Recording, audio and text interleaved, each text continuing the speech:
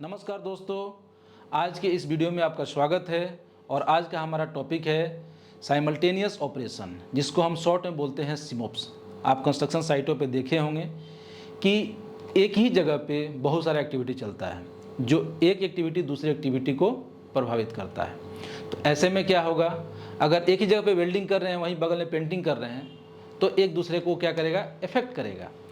तो ज़रूरत है हमें कि ऐसे एक्टिविटीज़ को पहचानना और कौन कौन से दो या दो से ज़्यादा एक्टिविटी एक साथ नहीं हो सकते हैं, उनको नहीं होने देना, और जो हो सकते हैं उनमें कंट्रोल मेजर सेट करना और फिर उसको करना, अगर हमें अपने साइट को सेफ रखना है।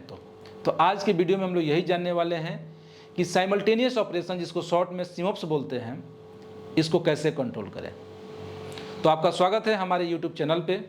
हमारे चैनल पे आपको नई नई इंडस्ट्रियल सेफ्टी की जानकारी और बहुत कुछ मिलेगा। तो साइमल्टेनियस ऑपरेशन होता क्या है? इसका अर्थ होता है एक समय पे कई ऑपरेशन का चलना, जहां दो या दो से अधिक ऑपरेशन एक ही समय पे चलते होते हैं। यह जरूरी नहीं है कि केवल कंस्ट्रक्शन में ही होगा, किसी भी जगह, चाहे वो इंजीनियरिंग हो या नॉन इंजीनियरिंग क्षेत्र हो, इसका कहीं भी उपयोग किया जा सकता है। तो सिमोप्स को कंट्रोल करने के लिए कुछ कंट्रोल मेजर मैं सजेस्ट करता हूँ, जो इस प्रकार हैं।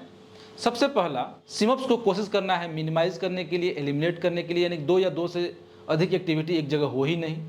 फिर भी अगर संभव नहीं है तो उसको प्लान करना चाहिए और फिर तब हमें करना चाहिए। अगर हम प्लान करते हैं तो सिमोप्स रिस्क को आइडेंटिफाई करना है और उसके कंट्रोल मेजर सेट करने हैं, ताकि जब हम ऐसे एक्टिविटी को करें तो हम कंट्रोल मेजर वो इम्प्लीमेंट करें और अपने साइट को सेफ रखें। थर्ड जो पॉइंट है, जितनी भी एक्टिविटीज़ हैं अपने साइटों पे होती हैं, उसका एक मैट्रिक्स बनाना है और उसमें एक्टिविटीज़ को क्लासिफाई करना है 3 पार्ट में। सबसे पहला कि प्रोहिबिटेड, यानी कि ये एक्टिविटी एक साथ नहीं चल सकता है। सेकेंड जो है कंट्रोल्ड, यानी कि हम इस एक्टिविटी को कर सकते हैं, इस या दो से ज़्यादा एक्टिविटी को कर सकते हैं, बट हमको कंट्रोल मेजर क्लियरली डेमोन्स्ट्रेट करना पड़ेगा, क्लियरली इम्प्लीमेंट करना पड़ेगा कि हाँ, ये दोनों जब एक्टिविटी होगा तो ये इनके रिस्क कंट्रोल में है। थर्ड जो है वो है एक्सेप्टेड, यानी कि ये दो एक्टिविटी एक साथ चल सकता है। जैसे एक जगह वेल्डिंग, बगल कहीं ग्राइंडिंग, ये दोनों चल सकता है। जैसे क्या नहीं चल सकता, रेडियोग्राफी और हाइट वर्क। रेडियोग्राफी और बगल में कटिंग वर्क, यानी कि रेडियोग्राफी के साथ कुछ भी नहीं चल सकता है, क्योंकि उससे क्या होगा, रेडिएशन लगेगा।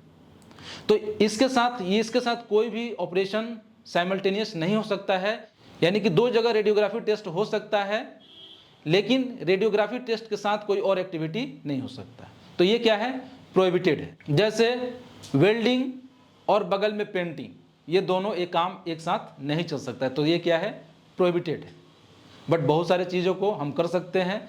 मैं अभी आपको दिखाता हूँ एक मैट्रिक्स, जिससे आपको मालूम चलेगा कि क्या आप कर सकते हैं एक साथ और क्या नहीं कर सकते। इसी प्रकार इस मैट्रिक्स के सहारे आप अपने ऑर्गेनाइजेशन की एक्टिविटी को लिस्ट करके आप इसके सिमोप्स मैट्रिक्स को बना सकते हैं और पता कर सकते हैं कि कौन सा एक्टिविटी अलाउड है और कौन सा नहीं। फोर्थ जो कंट्रोल मेजर है वो है कि जब एक ही एरिया में काम चल रहा हो तो उसका इंचार्ज एक ही होना चाहिए और एक ही आदमी परमिट को इशू करना चाहिए, क्योंकि तभी उसको मालूम चलेगा कि हमने कौन से ऐसे दो एक्टिविटी को अलाउ किया जो प्रोहिबिटेड है, नहीं करना चाहिए था। अगर एक ही एरिया में अगर 2-3 लोग इंचार्ज रहेंगे तो तीनों को एक दूसरे की एक्टिविटी के बारे में पता नहीं चलेगा, जिससे क्या होगा, हम लोग सिमोप्स एक्टिविटी को जो प्रोहिबिटेड है उसको आइडेंटिफाई नहीं कर पाएंगे। थर्ड जो है, सिमोप्स एक्टिविटी के लिए कॉम्पिटेंट सुपरवाइजर का होना जरूरी है, जो इसको मॉनिटर कर पाए और अच्छी तरह से कंट्रोल मेजर को इम्प्लीमेंट कर पाए। जहाँ भी सिमोप्स एक्टिविटी होता हो वहाँ सारे टीम को एक साथ मीटिंग कराना है, इंटरफेस मीटिंग होनी चाहिए, टूल बॉक्स टॉक होनी चाहिए एक साथ, ताकि सब लोग अपना स्कोप समझ पाएँ, कैसे यह एक दूसरे को प्रभावित कर सकता है इसको भी समझ पाएँ। सेवेंथ जो है, प्लान बनाना चाहिए, यानी कि plan to be made for the upcoming activities, और साथ में ऐसे एक्टिविटीज़ को स्टार्ट करने से पहले अपने एरिया इंचार्ज को बताना भी चाहिए, ताकि उसे मालूम चले।